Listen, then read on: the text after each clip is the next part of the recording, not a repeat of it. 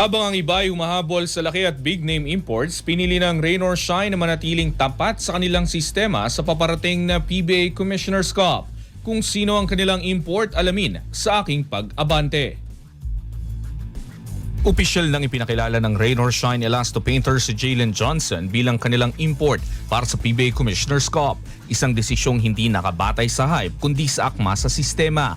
Ang 6'9" na forward ay dumating mula sa Goyang Sono Sky Gunners ng Korean Basketball League at may bitbit na karanasan mula sa Louisville Cardinals. Para kay head coach Sheng Yao, hindi sukat o pangalan ang prioridad kundi kung paano sasabay ang import sa bilis at galaw ng koponan. Sa isang conference na wala ng height limit, nilinaw ni Yao na hindi sapat ang laki. Kung kapalit naman ay kabagalan. Ang hanap ng Rain or Shine ay isang malaking malalaro na may bilis, liksi at kayang tumakbo sa buong laro. Kami, no? Pagka kumukuha kami ng import, syempre, yun nga, sakto rin sa mga rookies namin. Makikita mo kung yung playing style nila tutugma dun sa playing style din namin. We're a running team, so kailangan yung import namin nakakasabay sa takbuhan sa amin, no? Of course, gusto namin malaki, no? Unlimited kasi yung ano ngayon no? Yung size ng import.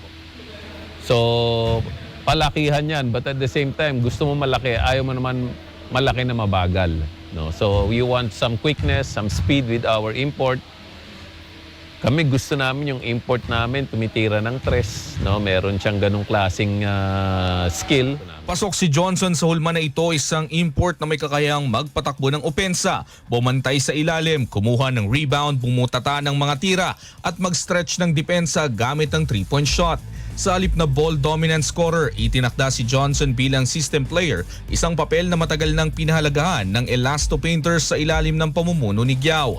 Habang umiikot ang mga espekulasyon sa iba't ibang NBA names sa liga, tahimik na kumilos ang Rain or Shine at kumuha ng import na akma sa kanilang sistema. Sa pagpasok ni Jalen Johnson, handa ang Elasto Painters na salakayin ang Commissioner's Cup, hindi sa pamamagitan ng tangkad lamang kundi sa isang import na marunong tumakbo, bumantay at umakma sa sistema ng Elasto Pogi.